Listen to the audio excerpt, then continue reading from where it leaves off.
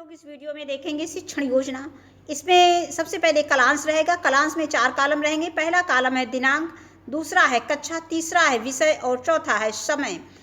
कक्षा 5, विषय कलरव और समय 35 से 40 मिनट। सबसे पहली हेडिंग रहेगी लर्निंग आउटकम। इसमें बच्चे रामायण की जानकारी रखते हैं, उनके पात्रों, घटनाओं आदि के संबंध में बात करते हैं।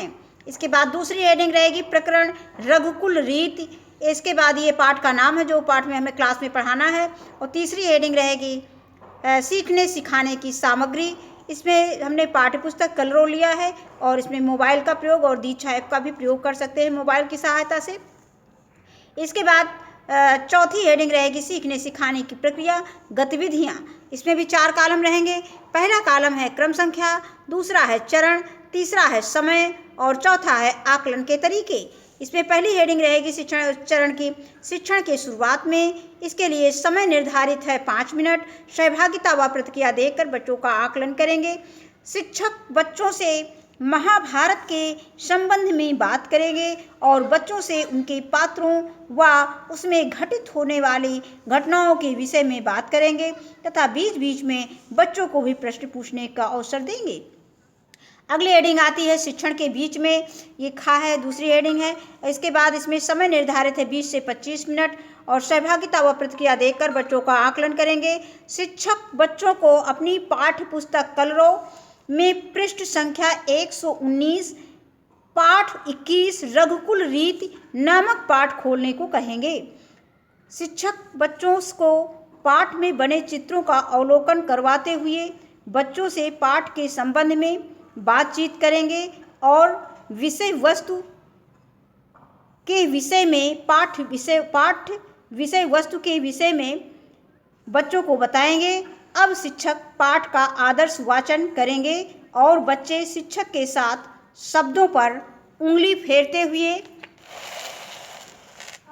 पाठ को दोहराएंगे।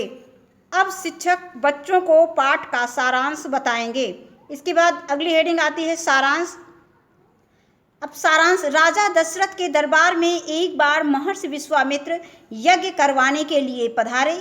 महर्षि विश्वामित्र ने इसके बदले में राजा दशरथ से कुछ देने का वचन लिया, लेकिन जब विश्वामित्र ने राम को अपने साथ ले जाने की बात कही तो मानो राजा दशरथ पर बिजली सी गिर गई। वे महर्षि विश्वामित्र के साथ स्वयं जाने को तैयार थे, लेकिन अपने प्रिय बेटे राम को नहीं भेजना चाहते थे।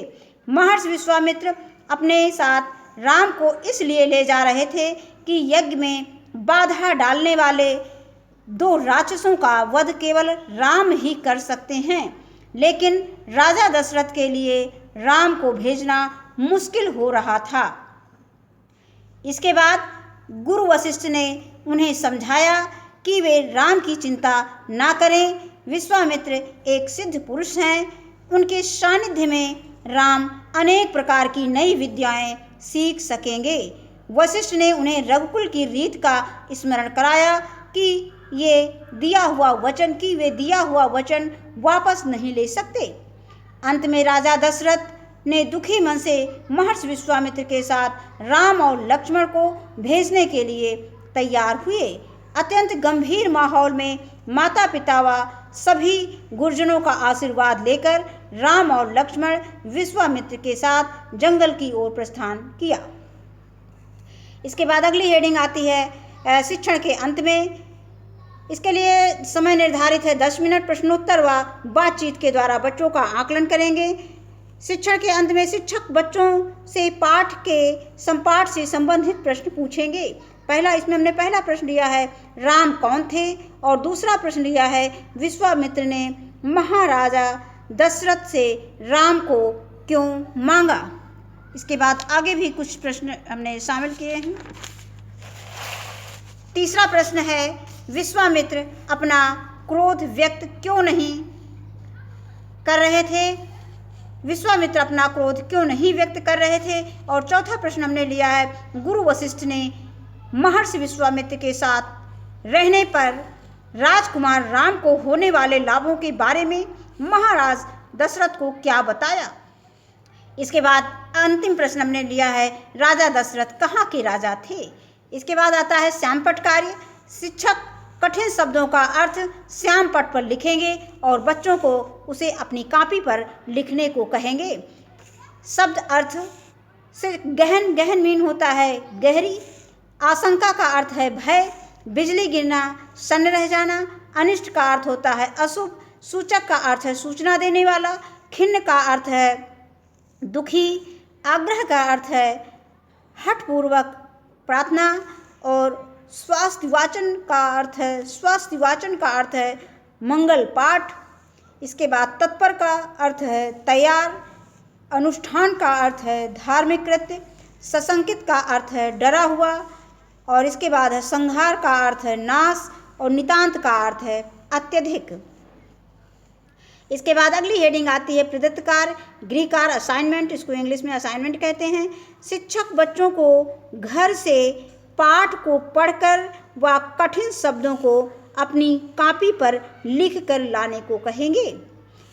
अगली हेडिंग आती है, अगली और ये शिक्षण योजना की अंतिम हेडिंग रहती है शिक्षक की आगामी कार्य योजना।